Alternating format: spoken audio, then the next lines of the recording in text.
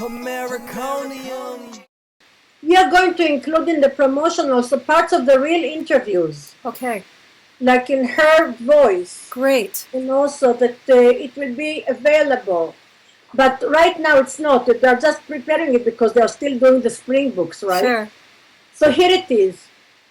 Freedom to me is a luxury of being able to follow the heart, to keep the magic in your life.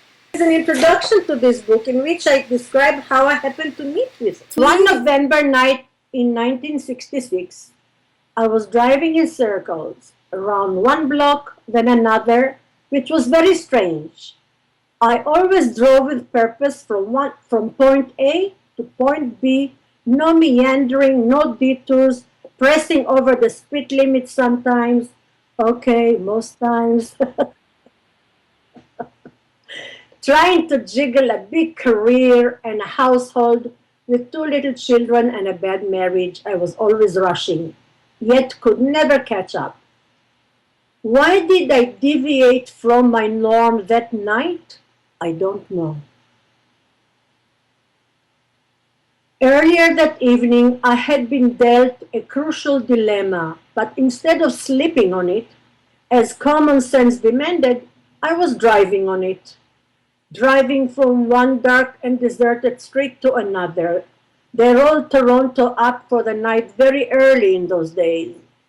It was already winter cold, and the usually humming Yorkville village was deserted. Even the winos and the flower children had taken shelter. The only light still on was above the entrance to the Riverboat Coffee House. I had never gone alone to a club, a bar, or a coffee house so late at night. Only streetwalkers go out alone late at night, my mother had drilled into me ever since I reached puberty. But it was a night like no other night already, and maybe because the street was deserted and no one could see me, I got out of the car and went down the steps into the basement that housed the riverboat. Inside, the coffee house was a dark hole. Do you want more? After the eyes adjusted, you could see that the place was empty, except at the back. Was it two of the staff making out? Long and narrow, the coffee house resembled a submarine more than a riverboat, and at a squeeze could hold 120 people decked out in their fab, groovy, or funky attires. They would fall into a hush as soon as the house lights dimmed, crowded so close to the stage they could almost touch performers like Odetta, Gordon Lightfoot, or Neil Young. But on this November night, bereft of their presence, the place looked forlorn and devoid of that veil of their cigarette smoke. Their naked decor seemed embarrassingly tacky. The blue glass in the porthole windows was all too harsh to suggest a river or sky, and the brass that ringed each window was vague as glitzy. But the pine-paneled walls enhanced the acoustics of the sound system so good it lured musicians from all over the world, from all over the continent, I should say, to perform there. So I have never read it again. It's my first reading. It was a photo of, and a photo of me and Yoso at the time. Anyway, the solid wood slab table anchored the booth and lent the place a sense of permanence uncommon to most other coffee houses that were sprouting in Yorkville Village like mushrooms after a summer soak. I slid quietly into the darkest booth nearest to the door. On the lit-up stage, a platform only a foot, if that, off the floor, stood a girl who must have picked out her miniskirt at the Salvation Army. With her back turned to the empty seats, she seemed totally engrossed in trying to tune her guitar and failing, trying and failing, which gave me the impression that she was one of the waitresses who had nothing better to do than to play act as being the performer. Compliments of the house, Malka, whispered the server as he rested the cappuccino in front of me. Thank you. My fingers clasped the cup to warm up. I savored the aroma and sipped the cappuccino slowly, very slowly. I was in no hurry that night. I felt like I was sneaking out of life, and like stolen water, it was sweet.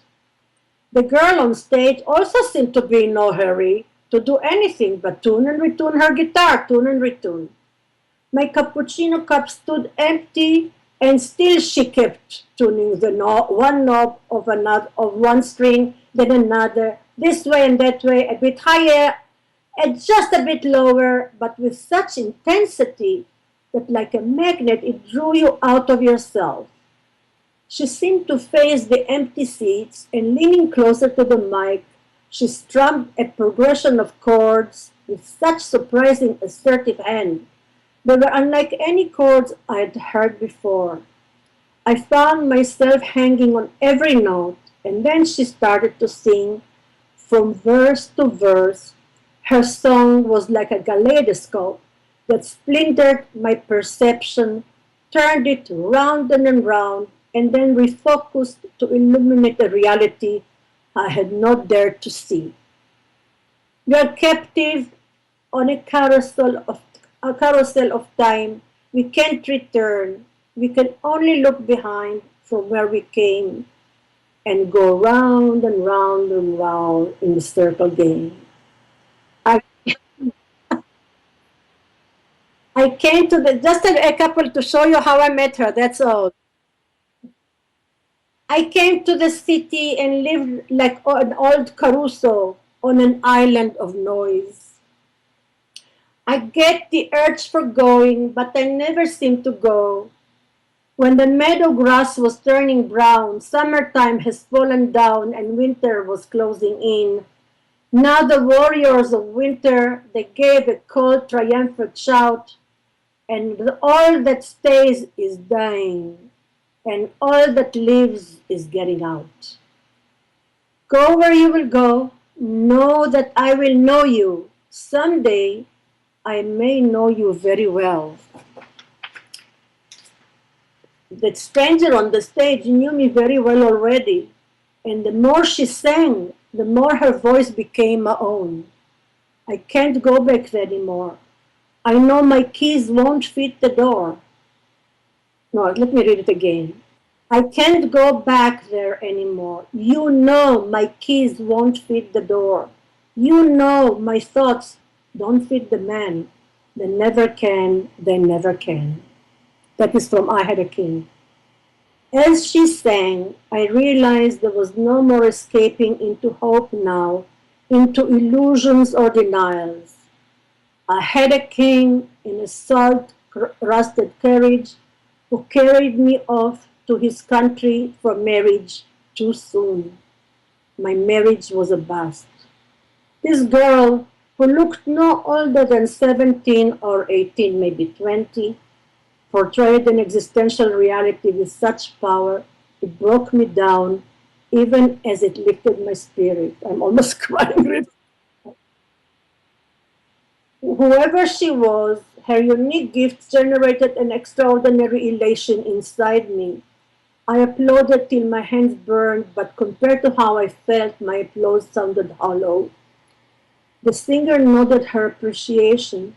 She was standing now almost a little pigeon-toed, her cheap miniskirt askew, and as she inched her way closer to the microphone for the start of her closing song, she let her long blonde hair cover her face, almost like she wanted to disappear and just to let the song be who she was.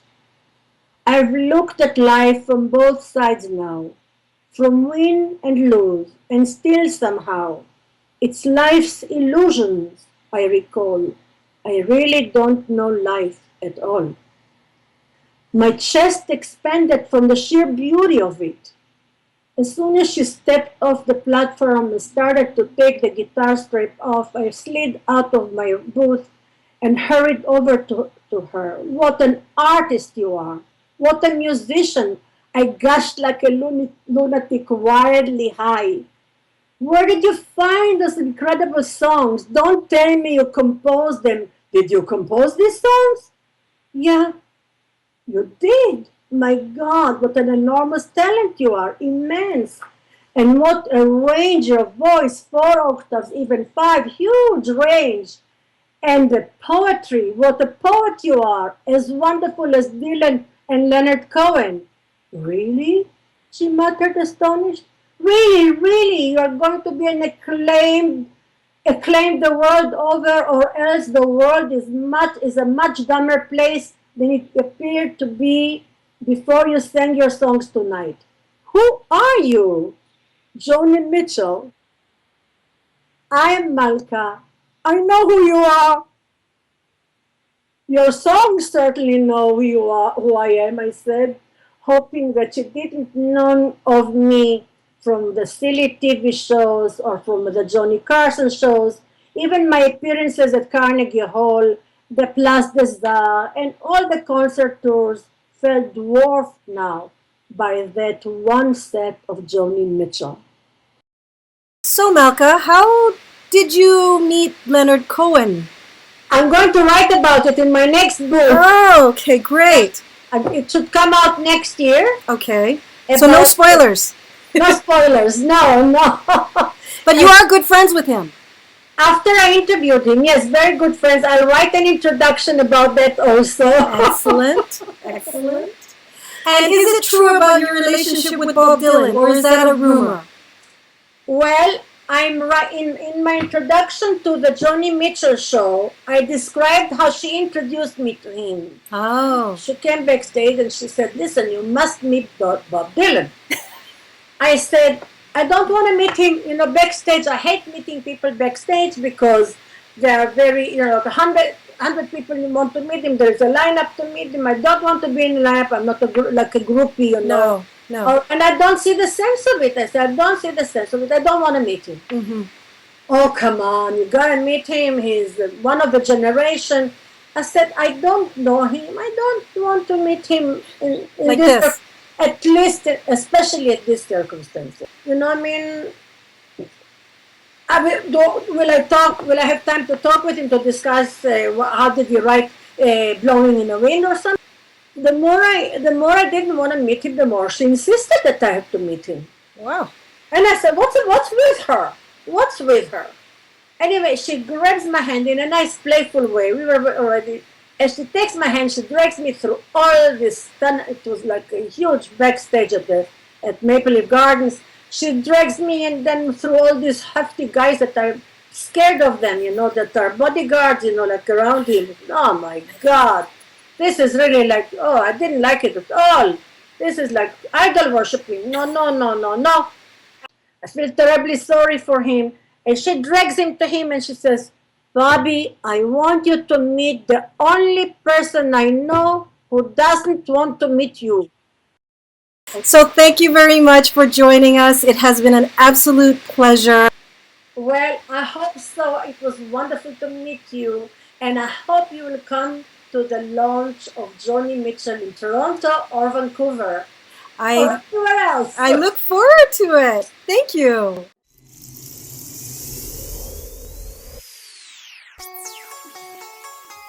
Americonium. FOCUS. Watching things.